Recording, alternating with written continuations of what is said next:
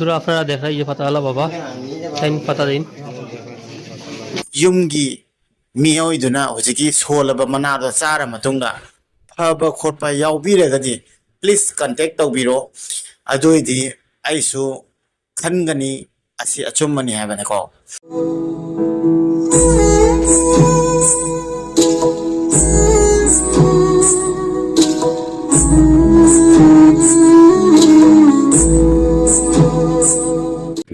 अहम एम्पति नाव channel ma'am पुनः empathy नाव तराम नौचरी ma'am हुजी हुजी अखोगी Assam Kasar सिलचरोम पत्ता बाबा है अखोगी मना पीरग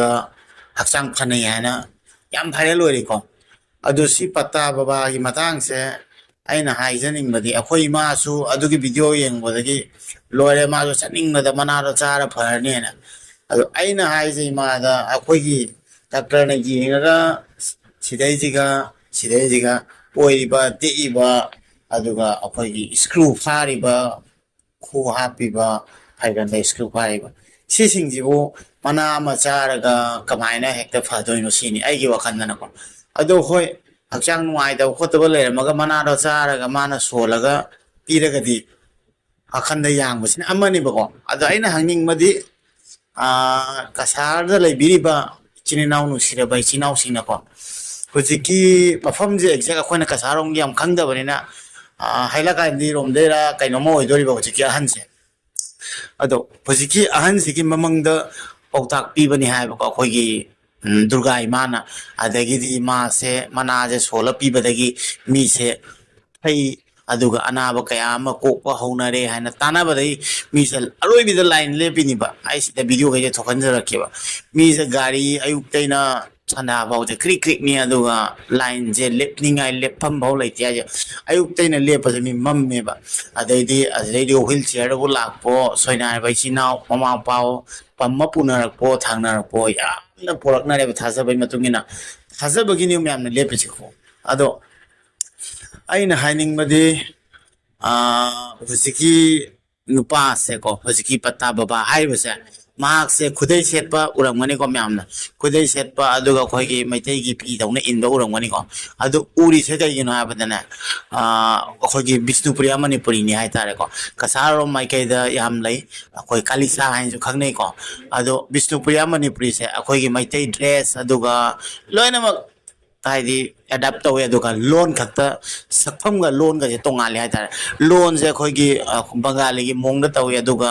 खरा तोपे हाइतारे को खरा तोपे अदुना अइना हाइजनिंगबदि हुजिकी हाइबा पत्ता बाबाजे अस्दैजिगा चटपिरगा युमगी मियोइदुना हुजिकी सोलबा मनादो चारा मतुंगा फबा खोटपा याउबिरगदि प्लीज कांटेक्ट तौबिरो अदुइदि आइसु खनगनी असी अचुम्मनी हाइबनेको अदुना हुजिक फाउदा अदुमाने वीडियो सेमनरगा आई लेपगमदे लेपगममे आई ख्वांगजे सी तरोमी अदुमाने मौक थेंगनदबगिनीबा वीडियो दि मैम सेमनै अदुगा कसारोमदगिजु इसनमगी चैनल दai थेंगनगिबा यावे वीडियो द पत्ता बाबागी अदुदैदुगा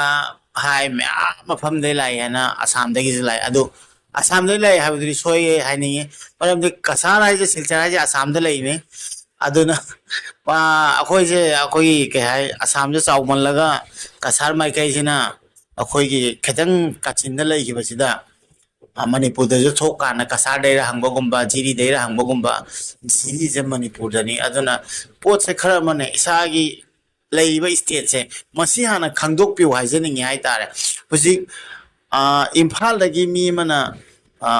उखुल दै लाको मीदुबु मणिपुर दै लाइनी हायाब्रो मणिपुर दगी लाप्रा हाना हायाब्रा सिनी बैना हाइनिंगे अदमाना कसारोंगे मियोय अनंबना असम दगी लाप्रा हाइबसे सि अखोइदु खरा ngakpa फावी हाइतारे अखोइ पुन्ना पुल्लगा असम स्टेट से युम अमा ओइनी हाइतारे अदु मतंग मै खितंग सेंगदोकनिंगे आइना ताखिबा यावे ब्लॉग ता अदुगा मयाम सनै अखोइ मा से आइना मणिपुर फाउतंग कोइ थौसी हाइबदा यादेबा मसा कनगिनी गाइबदा हेना सोनजिलेबको अइना लैरिबा की सब्सक्राइबर म्याम इमा सिंह म्याम जैना तंग ममा से उनहलदि म्याम सु लुन तौदा मा हराउजगने अदुगिदि पांगन थौना थोकते अदु ngarang nahan dei kadai degino viral loiba पत्ता बाबा से पत्ता बाबा की मना जा रे जे भरनी है ना Patta baba tau lay riba ko na akasar silchar fauni sat kani hai mangam gani hai ima gi thauna se ngak po phange ai ga inau ni pang kan hai ne adu do thokpa ya ba natte nang lay phibam do kaimta phalau na mana ma sar phatwe nate adu ko huchi ki pi ba mana se adu mana se mana ba khoi ne hekta thalla sar sumi ana ba haksang nuai ta ba adu kai kai no effect oi ba yam yaw nei hai ba ko adu na mana sola pi ba du ta cha kan da phai hai adu na masi matang jam conclusion lay hai ta ra ai wa yam na gyan da de da adu ka sar sil cha pa ja khoi dam kana sam na da sam manu ore ga chu akoi si dagi pung tare ni pa na train tong do je nung jang e ko ma adu ga sil cha da jog do je asa manu ore chu ko no alam dai gi tare ni pan adu dagi amuk chat toi ne mafam adu na mama di la na ai baw da phibam lo ni ai ta ko lap to ko adu na ai na mun na khalla ma tung da am ta ticket ki chi ma ai ju video sem kan da ka sar mai kai dagi imai bel chi nau sing na hai rak pa ta si kyam chumi chum de adu ga phai phatte adu ga soinai ba chi nau ka yam so adu do cha ra ga phagadra ne adu ga hai ba baba se ma gi pot se yam kana bara adu matang khangning adu na patta babai matang se kadai da gino address to seng nahi ai wanda comment da ibira pirakani ana khalle gi kasar mai kai gi chinau sing na aduga som gi yum da na traga som gi da problem oi ba kan da hoji ki hai ba patta baba sina adugi magi mana do saraga phaba yaura bra kari phare karma makhan gi anau phare adu banda ngai khangni hai tare ko ma'am sene ma'am ai na ngarang na de viral oi man da mama na giri ngang bodu gai mama ngai ko ai dum video se ma ha ki patta baba sa ba de patta baba gi patta hai ba de mana ni ko mana da sa ba de mi kyam pharage ha na yen ki se adu ko mai tei chi nau ki amana comment tor ko kan ai ngai ri kasar mai ke de ki ai na anam bai na ai di adom da gi oi na ina prefer to hai tare ko nak na bani na ko adom da gi na expect to zari hai tare comment la kan ne na adu ai khangna chana ba le ga de phone do dum hai bi ro asi kyam chumde adu kanai kana de ha ba se me nga ra ga se video zo lo sin ja ra ge video khara hap wa le khara tap pe hai tare ai se kai ha jo khang ne khara nong ni se tan bai ta tan bagi video je hapak pa khara wa le adu bo hoi mayam ai dum hapak ani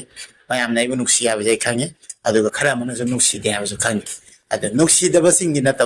nuksi ba mayam gi da na video soi da hapak ani adu ringa si gi matang se video zo lo sin ja ra ge adu ka matang video da mu lak sa ra ge apudi na ong theng na se adu ringa si gi da ta yai phare mem